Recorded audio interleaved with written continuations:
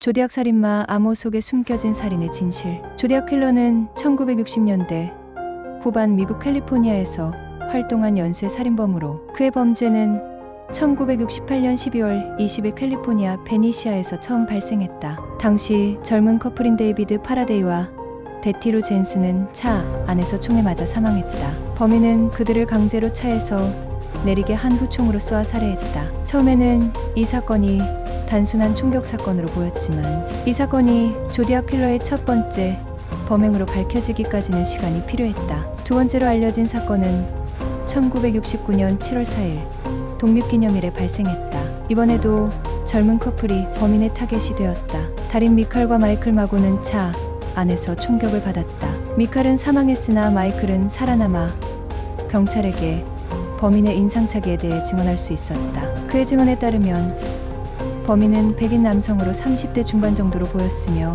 범행 당시 안경을 쓰고 있었다고 말했지만 범인의 정체는 여전히 미궁 속에 있었다. 조디악 킬러는 이후 자신이 범인임을 증명하기 위해 범행 후 신문사에 암호화된 편지들을 보내기 시작했다. 그는 자신을 조디악이라고 칭하며 편지에 살해한 사람들의 수와 추가 범행 계획을 암시하는 내용을 담았다. 그가 보낸 첫 번째 암호화된 편지에는 내가 누구인지 알아내면 내 다음 목표는 더 큰 충격을 줄 것이다 라는 내용이 담겨 있었고 그 뒤로도 여러 차례의 암호화된 편지들이 도착했다. 가장 유명한 암호는 408글자의 암호로 조디악 킬러는 이 암호를 풀면 자신의 동기를 알 수 있을 것이라고 말했다. 이 암호는 이후 한 부부에 의해 해독되었고 그 내용은 범인이 살인을 즐기고 인간 사냥을 통해 쾌감을 얻고 있다는 충격적인 고백이었다. 하지만 이 암호에도 불구하고 그의 정체에 대한 단서는 여전히 명확하지 않았다. 조디악 킬러는 살인을 할 때마다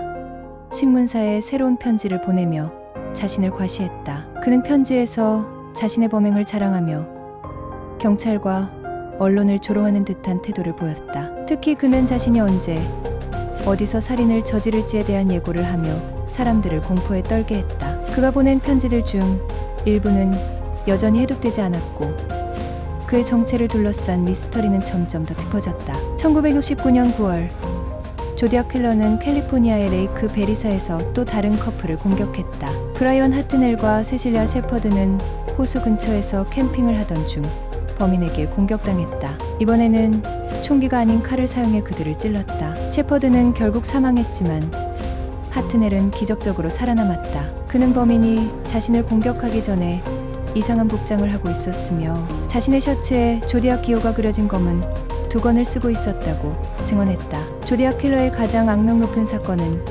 1969년 10월 11일 폴 스테인이라는 택시 기사를 살해한 사건이다. 이 사건은 앞선 연쇄 살인과는 달리 무자비적인 살인처럼 보였다. 경찰은 이 살인이 다른 범죄와는 달리 계획된 강도 사건으로 추정했으나 조디악 킬러는 이후 이 살인 역시 자신의 범행임을 인정하는 편지를 보냈다. 그는 경찰과의 게임을 즐기는 듯한 태도로 편지에서 자신이 스테인의 셔츠 조각을 가지고 있다는 증거까지 남기며 경찰을 조롱했다. 이후에도 조디악 킬러는 몇 차례 더 살인을 저질렀다고 주장했지만 그가 보낸 편지들 중 일부는 조작된 것일 가능성도 제기되었다. 그의 마지막 편지는 1974년에 도착했으며 그 이후로는 더 이상의 편지가 발견되지 않았다. 경찰은 그가 더 이상 범행을 저지르지 않았는지 혹은 그가 다른 이름으로 범죄를 계속했는지 알 수 없었다. 조디악 킬러의 사건은 수십 년 동안 수많은 탐정,